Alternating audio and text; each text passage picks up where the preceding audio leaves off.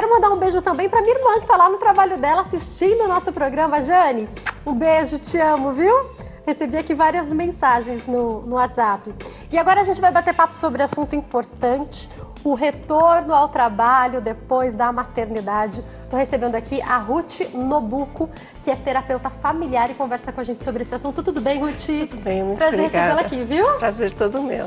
Doutora, vamos falar desse momento que, ao mesmo tempo que a mulher vive um momento incrível com o seu filho, com o seu bebê, ela está vivendo um momento também meio insano, porque não dorme direito, tem uma vida muito corrida, e aí ela vai retornar ao trabalho. Por que a culpa geralmente está presente nesse momento, doutora? Sim, porque primeiro tem a ansiedade da gravidez, aí finalmente engravida. São 9 meses curtindo a criança é dela e a mãe é da criança. Aí dá a luz e a criança continua sendo da mãe.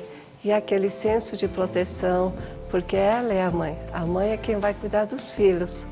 Só que com o tempo, as mulheres saem para trabalhar. Ela precisa dessa realização profissional e pessoal. Aí vem o sentimento de culpa. Nossa, agora você é uma mãe que estou deixando o filho, quem que vai cuidar do meu filho? Porque na minha época, minha mãe cuidou de mim e agora eu vou deixar meu filho com uma babá, numa escolinha, numa creche, vou sair para trabalhar para o meu prazer pessoal, minha realização pessoal, e tem um sentimento de culpa. Só que ela precisa entender que ela tem uma vida agora, mas precisa ser conversado desde quando ela está gestando a criança, para que esse sentimento não perdure depois. Doutora, acho que aí também cabe uma pergunta importante. Eu vejo que algumas mulheres que tiveram filhos me contam, quando estão ali para sair de repente de licença, essas que trabalham, eu falo, e aí, vai voltar? Não sei, vou deixar para ver depois. Sim. Com quem essa criança vai ficar se você retornar? Não sei, vou deixar para ver depois. E elas protelam para deixar isso lá para a última hora. Sim. Isso é pior? Ou é melhor? O que você percebe? Não, é pior, porque ela tem que saber que hoje em dia a mulher precisa ter uma realização profissional. As mulheres são muito dinâmicas, são muito ativas. Veja você, imagina que desperdício de talento ficar só em casa, né? E você crescendo, seus filhos vendo, nossa, é a minha mãe que está trabalhando. Então a mulher já deve preparar. Quando der à luz, quem vai ficar com os meus filhos? Quem que eu vou contratar? Em que hotelzinho que eu vou colocar? Em creche vou colocar? Porque se a mulher ela não se realiza, fica uma mulher frustrada, uma mãe frustrada e chata e uma esposa frustrada e chata. E eu vi uma frase logo depois que eu tive meu filho, doutora, que eu gostei, que é assim, ó, mamãe feliz, bebê feliz. Eu lembro a primeira vez que eu fui sair para fazer uma escova e o Davi ainda era pequeno. Mas eu sempre tive o hábito de toda semana fazer escova e fazer a unha. E eu pensei, gente, eu vou deixar meu bebê pequenininho, era só 1 hora, né? Mas eu vou deixar o meu bebê para ir fazer a unha. Pensei, melhor não, mas eu me olhei no espelho com aquele cabelo, com aquela unha, eu falei, não, melhor sim, e fui. Sim. Porque a gente também tem que, era só 1 hora que eu ia ficar fora, a gente tem que ter esse equilíbrio, né? Precisa, porque senão a criança, ela não vai aprender. Como é que ela aprende a andar? Caindo. Então a gente brinca e fala, do chão não vai passar. A criança vai cair e vai aprender a se levantar, sempre vai ter alguém por perto. Mas se toda hora a mãe fica levantando a criança, ela vai perder a segurança, porque alguém está sempre me segurando. Como andar de bicicleta? Alguém está sempre segurando a minha bicicleta. Aí nunca tira as rodinhas. Né? Então é muito importante isso. E qual também é a importância, mesmo, a gente está falando desse retorno ao trabalho, né? Mas mesmo nesse começo dessa organização, eu lembro, fiquei muito tranquila porque eu tive a facilidade de deixar nos 2 primeiros anos o meu filho com a minha mãe. Sim. Mas eu lembro que quando começou a introdução alimentar, eu estava lá no primeiro dia, na primeira papinha. Mas eu lembro do dia que ele experimentou, eu não lembro se foi batata doce. Eu lembro que era alguma coisa diferente que eu não tinha dado ainda. Minha mãe mostrou uma foto, mandou um vídeo falando, ele adorou a batata doce, vamos supor que fosse isso. Aí eu cheguei aqui e eu ficava assim, ó. Ai, não fui eu que dei a primeira batata doce. Eu comecei a chorar antes de me maquiar, porque não tinha sido eu que dei a primeira batata doce. Sim. Eu nem lembro o que era, né? A gente vai aprendendo a lidar com isso. Mas esse começo parece que foi uma facada no meu peito. Por que a gente também faz esse drama todo? Faz parte desse momento, doutora? Faz parte e também autopunição, sabotagem. Como que eu não estava lá na primeira papinha? Como que eu não estava lá quando falou pela primeira vez. Aham. E como ficou o pai? O pai nunca está, porque está É. trabalhando. E ele não tem essa frustração. É verdade. Então é uma cobrança que as mulheres têm, porque ela quer ser a primeira, porque é o meu filho. Eu lembro que teve um dia que nós não sabíamos, a minha mãe não ia poder ficar com o Davi porque tinha um exame. Eu fiquei pensando como que eu ia fazer. Eu achei meu marido é super participativo, mas nesse dia eu me perguntei, doutora, eu falei, em nenhum momento ele cogitou levar essa criança para o trabalho dele, mas eu estou cogitando levar para o meu, porque e olha, meu marido ele realmente é super participativo, mas eu tenho a impressão de que isso fica mais para a mulher mesmo, né? Sim, é porque já desde os tempos antigos a mãe é quem cuida da casa, a mãe que cria os filhos e o pai sai para trabalhar. Isso antigamente, muito antigamente, né? Então, só que vai passando. Ele, na cabeça dele, ele não carrega essa culpa que a mãe carrega, né? Porque faz parte da história. O homem sai para trabalhar, é o sustentador e a mulher é a mantenedora, quem cuida da casa. Só que os tempos mudaram. Mas o homem continuou com o papel dele. E a mulher continuou com 2, 3 papéis. A gente só quis agregar, a gente não sabia o que a gente estava fazendo, né? E aí, doutora, até que ponto é importante trazer essa família também para participar, para ajudar essa mãe? Porque essa rede de apoio é fundamental. Sim. É entender... Eu lembro de um dia que eu fiquei presa, eu gravei depois do ao vivo, fiz uma gravação, começou a chover, eu falei, eu não vou chegar, agora ele tá na escolinha, né? Eu não vou chegar para pegar ele na escolinha. Eu liguei pro meu marido, eu falei, você tem que dar um jeito de chegar, porque eu não vou chegar. Então, entender que algumas vezes você pode conversar e ver se vai ser o pai, se vai ser uma avó, se vai ser uma tia, um amigo, uma amiga. Quem é que vai te ajudar nessa rede de apoio, que senão também a gente enlouquece, né, doutora? Eu tinha uma rede de apoio muito interessante, o motorista de táxi. Ó, pode ser também, o né? Motorista de táxi. Aquele que você liga e você sabe que ele vai dar um jeito de ir lá buscar essa criança, né? Já conhecia ele sempre ia buscar meus filhos. Aí ele falava, Dona Ruth, onde a senhora está? Eu falei, estou na estrada, estou chegando. Ele está bem. Ele fazia a corrida com os meus filhos. Então precisa, porque às vezes você não tem familiares por perto. Muitas vezes. Onde eu moro hoje, a minha mãe não está perto. Aí você não tem um amigo que possa buscar. Você precisa de uma rede de apoio. Precisa ter uma segunda opção. Isso ajuda a administrar a culpa, doutora?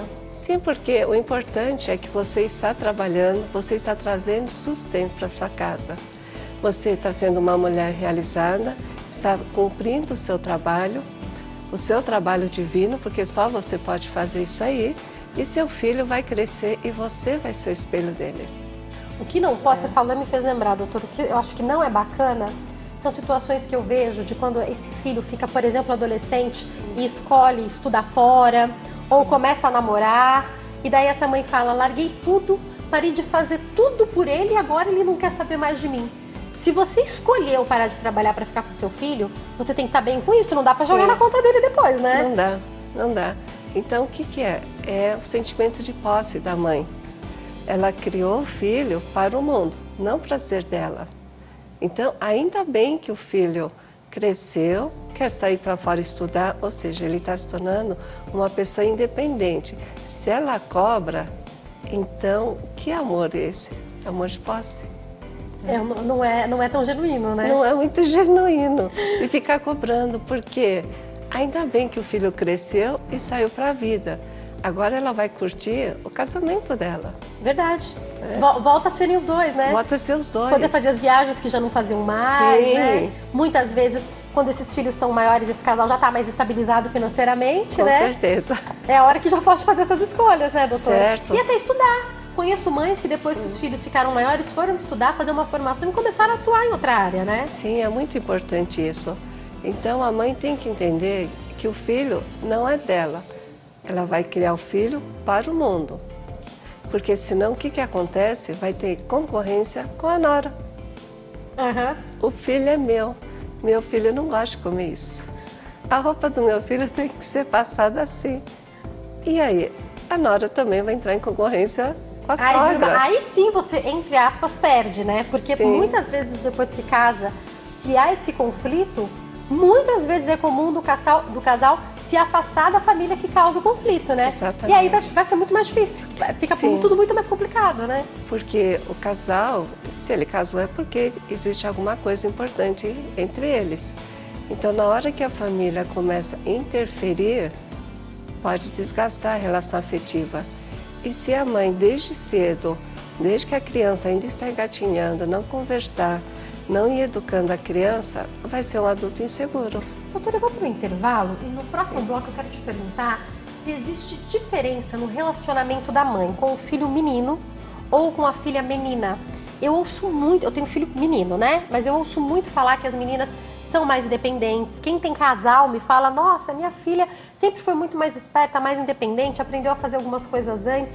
De fato, há uma relação entre homens, uma diferença entre homens e mulheres na questão gênero mesmo, quando a gente pensa nessa independência?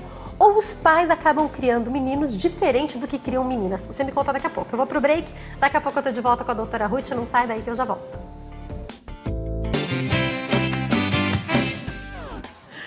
Tô de atrasada, mas quero aproveitar para dar parabéns pro Sidão, que trabalha aqui com a gente já há tantos anos, que é nosso cinegrafista, uma pessoa incrível. Sidão, você sabe que você está no meu coração, não só no meu coração, mas no coração de toda a nossa equipe, tanto a equipe de produção quanto a equipe técnica. Você é uma pessoa incrível, que Deus te abençoe, realize todos os seus sonhos e mais do que isso, que Deus possa realizar cada um dos sonhos dele na sua vida. E ó, não sei se você sabe, Sidão, mas sabe aquelas mensagens bíblicas que você manda vira e mexe no WhatsApp? Edificam a minha vida, viu? Você é muito especial, Deus te abençoe, Sidão, muitos anos de vida. E agora a gente continua batendo papo, falando sobre o retorno ao trabalho após a maternidade. A gente está falando, no fim, sobre maternidade de um modo geral, né? Ruth Nobuco, que é terapeuta familiar, está aqui batendo papo com a gente. Ruth, eu queria entender nesse bloco, afinal, quando a gente fala da diferença entre meninos e meninas, é porque, de fato, pensando na questão fisiológica, eles são diferentes mesmo, pensando nas reações, na maneira como aprendem, cerebral, ou é porque a gente cria diferente meninos e meninas, Ruth? Tem os dois, né? Primeiro que realmente tem uma diferença. A mulher, realmente, ela consegue perceber muitas coisas ao mesmo tempo. E o homem não. Isso já está comprovado cientificamente. E a gente tem a expectativa. O homem, que é o menino, para seguir o nome dele, para seguir a tradição dele, o trabalho dele, né? E a mãe, que é uma menina, porque ela quer criar a bonequinha dela, colocar o laço cor-de-rosa. Hoje não se usa muito, né? Mas o lacinho cor-de-rosa, quer enfeitar a menina. Uhum. Então existe uma expectativa verdadeira entre ter um menino e uma menina. E a ação deles é diferente mesmo. Eles se comportam diferente. Por mais que você crie os dois iguais, eles são diferentes. Não tem como criar igual. Existe uma tendência da mulher fazer mais proteção para um, o homem fazer mais proteção para o outro. Uhum. Eu brinco, eu falo assim, o homem vai proteger a menina porque ele, como homem, sabe como os homens se comportam. Uhum. Ele já foi jovem, já foi adolescente, já sabe como é que é. E a mulher... Sabe dos perigos, né? Exatamente. Vai proteger o menino porque ela também já foi jovem. Ela já sabe as artimanhas que as meninas podem ter também com os meninos. Então, parece que existe uma cumplicidade aí, né? Tá explicado porque a gente também se conhece, né? Sim. Ruth, quando a gente fala nas mães que precisam deixar os seus filhos bebês ali com 5 meses, quando retornam ao trabalho, sim, em uma escolinha, seja numa creche, para quem precisa de uma creche, seja numa escolinha para quem tem condição de pagar, por exemplo, a gente tem valores que variam. Quando eu fui colocar o meu filho na escolinha agora com 2 anos e meio, eu vi umas 5, 6 escolinhas, né? Eu vi escolinha de R$800, R$700. Eu vi escolinha de R$2.000. Eu falei, uma escolinha de R$2.000, gente. É um bebezinho que vai ficar e daqui a pouco eu busco. Ele não vai ficar aí direto, não. Eu prometo que eu busco todo dia. Outro dia eu conversava com uma mãe que a escolinha do filho dela, de 3 anos, é R$2.500. Aí eu queria te perguntar, aquilo que também a gente pensa estar proporcionando para o nosso filho, faz diferença em mais culpa ou menos culpa? Sim, é como se fosse uma compensação. Olha, eu vou te deixar nessa escola maravilhosa, que é quase o preço de uma faculdade, ou mais, porque eu vou trabalhar. Ah, você está chorando, você vai ficar triste, eu preciso trabalhar, tenho reunião esse final de semana, ainda mais você que trabalha na TV. então vou te dar tal coisa. Ou seja, a criança começa a ficar cada vez mais exigente e os pais ficam reféns dos pais. Uhum. Né? Então, a mulher e tanto o homem não deve ficar refém. O importante é que a escola alimente bem seu filho, tenha higiene, né? Que sejam bons profissionais. Não precisa ser uma escola assim, muito cara. Se pode pagar, muito bem, é do gosto, é o livre-arbítrio. Mas o que não pode é colocar nessa escola para uma compensação de Quase que trabalhar só para pagar a escola, né? Sim. Não faz muito sentido isso, né, doutora? Aí depois vai cobrar. Eu te coloquei numa escola tão boa. Paguei, você não sabe como você foi caro, meu filho, Pois né? é, e você vai trocar a faculdade? Mas como assim? Não pode isso não. Doutora, quando a gente pensa nesse momento de deixar a criança na escolinha, a gente tem reações diferentes por parte das mães. Sim. Eu lembro que teve um carro que parou para me perguntar o que estava acontecendo, porque eu deixei o Davi, eu fiquei do lado de fora, porque as professoras explicaram que já deu, pode sair, mãe. Aí eu falei, vou ficar aqui mais um pouco, só para ter certeza. Ele estava na fase de adaptação, daí eu ficava assim com a orelha grudada ali. Falei, gente, mas tá tudo bem mesmo? Essa criança não vai falar nada, não vai gritar, não vai me chamar. Aí depois, no segundo e no terceiro dia que ele chorou, chorei junto. E agora já tá tudo bem, já fica lá numa boa. Mas como que a gente lida com esse momento, doutora? Se não chorar, tem alguma coisa engraçada, né? Uhum. Tem alguma coisa errada. Porque é o primeiro passo da criança se tornar independente. Está aos pouquinhos cortando realmente o cordão umbilical. Então é muito natural chorar. Não tem nada que, eu vou bancar forte agora, não vou chorar não. Eu sou muito poderosa. Não, tem que chorar, curte aquele momento de rompimento da criança ir sozinha para a escola. Mas ela está indo para um novo mundo. Conhecer pessoas diferentes, conhecer adultos diferentes que vão lhe dar uma educação diferenciada do que tem dentro de casa. Vai ter amigos para conhecer, crianças diferentes. Então isso é muito importante. Mas a mãe sempre vai chorar, meu Deus do céu, estou perdendo meu filho. E tão pequenininho, Sim. né? Mas eu entendo também, depois da primeira semana, que foi a semana de adaptação, dias ele chorou, dias ele não chorou. Agora ele já está um mês na escolinha, ele vai tranquilo, às vezes ele emburra um pouquinho, mas ele vai absolutamente tranquilo. E eu tento imaginar, doutora, você vai poder falar melhor pra gente sobre isso, que eu tenho que pensar que eu dei boas ferramentas pro meu filho, Sim. por isso que ele tá lá bem, por isso que ele não fica me chamando o tempo inteiro. Sim. Por mais que eu sofra dele tá lá tão bem até, isso parece muito egoísta, né? Mas que bom que eu dei ferramentas para que ele possa estar lá bem, não é isso? Sim, porque é como se você criasse uma criança dentro de uma bolha. Se você não deixar ele lá fora, quando ele crescer, quando ele for adolescente, qualquer pessoa estranha vai incomodar ele.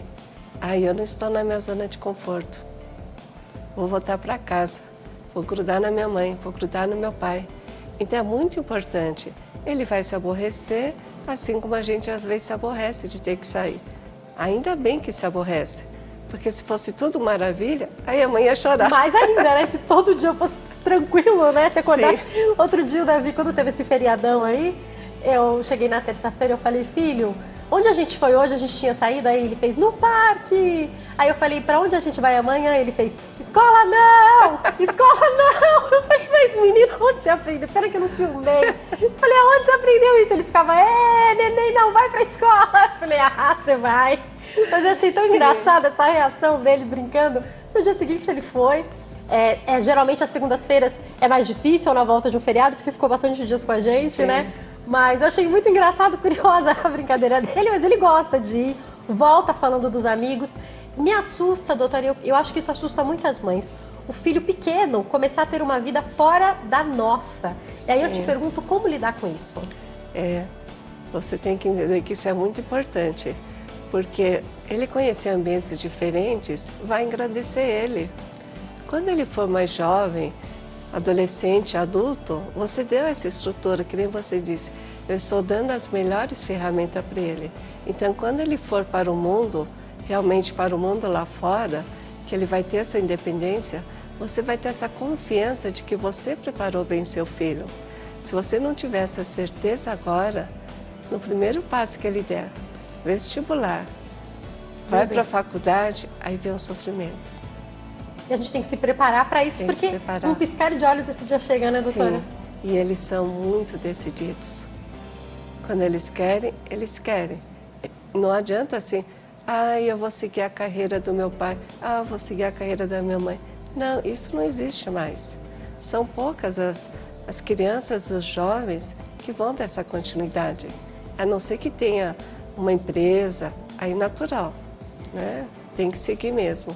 Mas o contrário, não. Meu pai foi médico, eu vou ser médico. Meu pai foi dentista, eu vou ser dentista. Pois isso já não existe mais, né? Mas ele te deu todas as ferramentas. Eu fico aqui, gente do céu, a gente fica extasiada. A gente pensa assim, nasceu pronta para viver. Imagina, obrigada. Mas no começo, minha mãe não queria que fizesse jornalismo não, viu? No começo minha mãe queria que eu fizesse qualquer outra coisa. Mas você tem toda essa Ainda bem que deu competência, certo, né? porque os seus pais te deram essa ferramenta. E você tem o reflexo dos seus pais. Seu filho tem o seu reflexo. Então você tem Como certeza... é importante isso, né? Sim, você vai ter certeza que ele vai escolher bem a profissão dele.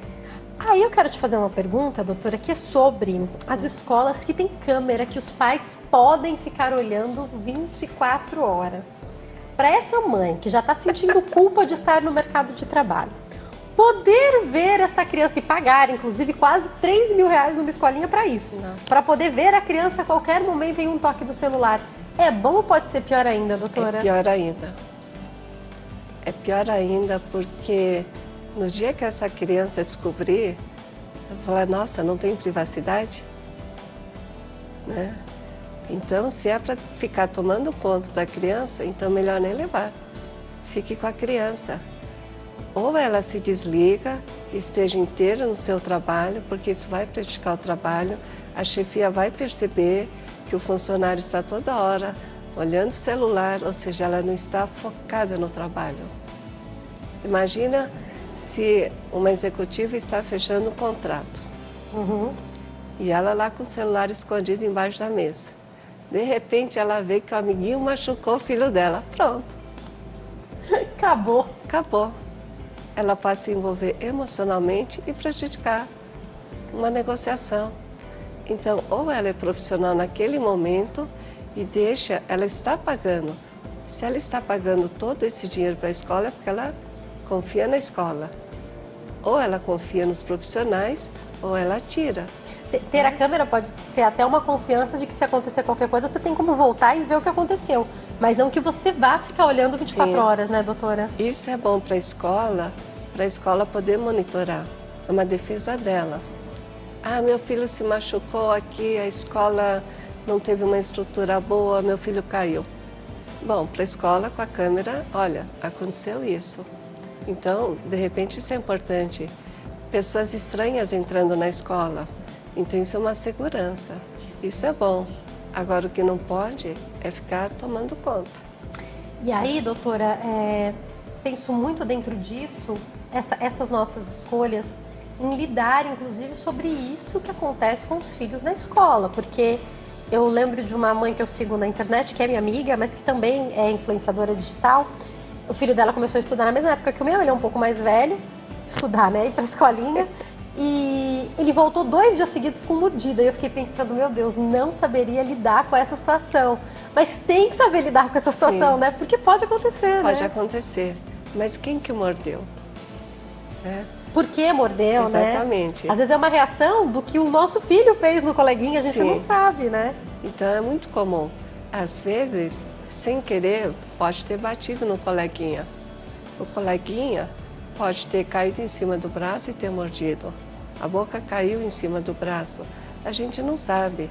Então, entre o achar e não saber, melhor procurar se informar primeiro. Conversa com a escola, descobre direitinho. Não fantasia, porque a gente fantasia, né? Exatamente. Fantasiou, pronto, acabou. Vai dar problema, né? Vai dar problema porque fica no achismo. Eu acho que... E lógico, vai depender do seu filho. Meu filho sempre tem razão, né? Não é assim que a gente fala. Agora, doutora, uma coisa que eu percebo, que muitas mães me falavam, e agora eu percebo na prática, é o quanto a criança desenvolve depois que ela vai para a escolinha. Sim. O Davi está só um mês e uma semana, eu acho. E ele já aumentou. O Davi sempre falou muito, porque será? Não para de falar 1 minuto com essa criança, né? Mas ele aumentou o repertório, ele aumentou as, sim, frases. Ele se coloca, mamãe, agora não. Isso. Ontem ele falou pra mim, mamãe, agora não, espera. Eu falei, gente, como assim? Ele decidiu que agora ele não quer fazer isso, agora ele sabe o que ele quer fazer. Achei muito interessante, porque em um mês parece que deu um boom. Por que isso acontece na escola, doutora? É convivência. Convivência com outras crianças que aprendem com os outros pais. Convivência com os professores, convivência com funcionários. Ou seja, vai aumentando o vocabulário dele, ele vai olhando as ações. As crianças são muito rápidas hoje em dia. Não é como no nosso tempo, que era muito devagar. Então, antigamente, a gente não podia se rebelar. Hoje não. Hoje as crianças podem se rebelar, elas podem ter opinião desde cedo. Agora, o importante é os pais irem monitorando e controlando. Entender o que pode dentro disso, Exatamente. Né? Porque tem um espera-mãe que até tudo bem, mas tem espera-mãe que não vai esperar não, vai fazer agora. Sim. É a gente que vai usar essas ferramentas. Precisa, né? Porque se a criança não tiver limite, ela vai levar isso na vida adulta. E vai pensar que vai poder não ter limites, mas você pode ter certeza que Sim. O chefe não vai ser bonzinho igual a mãe não, né? Sim, aí vai ficar o quê? Vai ficar bravo, vai se rebelar. Então, os pais precisam colocar limite para as crianças desde cedo. Doutora, outra pergunta importante, pensando nessa mãe que está sofrendo, ou às vezes é uma avó que está nos assistindo, ou é o pai que está nos assistindo e fala, poxa, eu conheço uma mulher, é a minha filha, é a minha esposa, sou eu, que está sofrendo com esse momento de voltar ao trabalho. Algumas mães esperam 2, 3 anos e tentam aí sim esse retorno e sofrem com isso.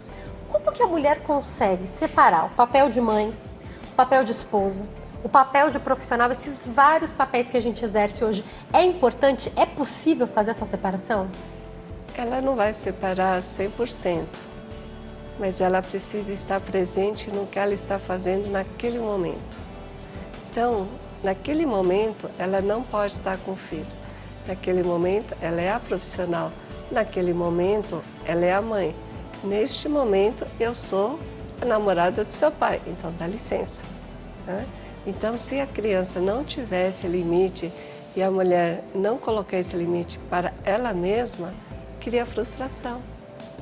Então, precisa entender, nós nunca vamos ser como antigamente, ficar o dia inteiro dentro de casa, cozinhando, fazendo delícias, limpando a casa, esperando o marido chegar. Não, hoje em dia é diferente. Nós vamos comprar um congelado, né? Não sabe, Carlos, que o marido vai chegar. Hoje tem televisão. Então a mulher tem que entender, porque os filhos, eles estão acompanhando a tecnologia. Eles sabem que hoje, nossa, que bacana, minha mãe trabalha. É verdade. E a sua? Ah, minha mãe não faz nada. Como assim? Pior é isso, né? A mulher que fica em casa, que tem o triplo do trabalho. Porque a casa, quanto mais a gente fica, mais a gente suja, né? Sim. Ela ainda escuta que não faz nada ainda por cima, né? Então, porque para a criança, a mãe está dentro de casa, ela não entende que tem muito serviço. Ela é cozinheira, lavadeira, faxineira, é a secretária, é o office boy que vai pagar as contas, mas para as crianças nesse mundo de hoje, isso não representa o trabalho. Ruth, deixando um recado para as mães que estão em casa, ou que ainda estão de licença e se preparam para voltar ao trabalho, ou que acabaram de voltar e que não estão sabendo lidar com essa sensação que muitas vezes é sim de culpa. Eu lembro que quando a gente voltou para o trabalho, eu e várias amigas que trabalham aqui, inclusive, tivemos bebê muito próximo.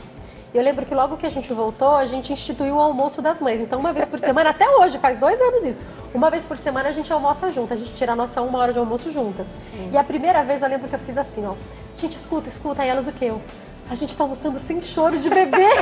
Porque ao mesmo tempo que você tá sentindo aquela culpa, você tá longe da criança, você fala, gente, eu vou ter uma refeição aqui Sim. sem ninguém chorando. É bom também, né? Fantástico. É contraditório, mas é gostoso Sim. também, né? O que você deixa de dica para essas mães?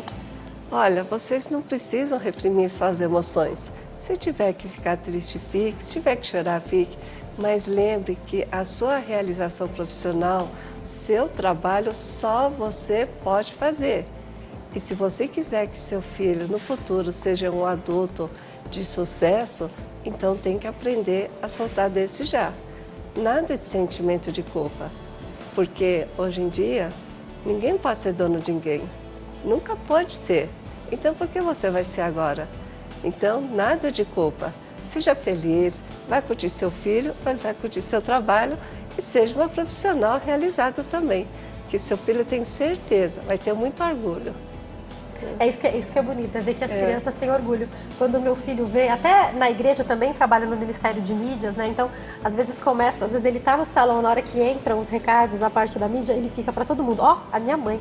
Ó, a minha mãe, ele vai passando e falando. Você vê que tem algo assim de admiração agregado. Aí, cada mãe dentro da sua profissão tem isso, né? O filho tem orgulho dessa mãe também, né? Com certeza, tem orgulho. E você pode olhar, puxa vida, eu estou feliz fazendo o meu trabalho e meu filho está vendo isso. Que bom, olha que legado mais lindo.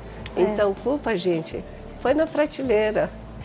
E eu fico imaginando essas crianças crescendo e levando e achando que o trabalho é uma coisa ruim, porque viram a mãe levar o trabalho dessa maneira. Que a gente possa levar o trabalho de uma forma leve para que eles, quando forem trabalhar, também entendam assim, né? Ruth, volta mais vezes, por favor. Foi uma delícia bater papo com você. Para quem quiser entrar em contato, o Insta, @RuthPrana, passando para vocês. O telefone 0 operadora 12 99191 4923. E o site www.ruthprana.com, passando para vocês também. Obrigada, viu, Ruth? Eu que agradeço, muito obrigada a todos. Uma ótima tarde. Obrigada a você pelo seu carinho, pela sua audiência. Estou te esperando aqui amanhã. Amanhã tem nosso especial do Dia Internacional da Mulher, tem musical com Soraya Moraes. A gente vai trazer um carro aqui para o nosso programa, para a gente mostrar com uma mecânica como que troca pneu. Será que eu vou trocar esse pneu ao vivo? Assista amanhã e saberá. Um beijo grande. Uma excelente tarde. Fica com Deus. Tchau.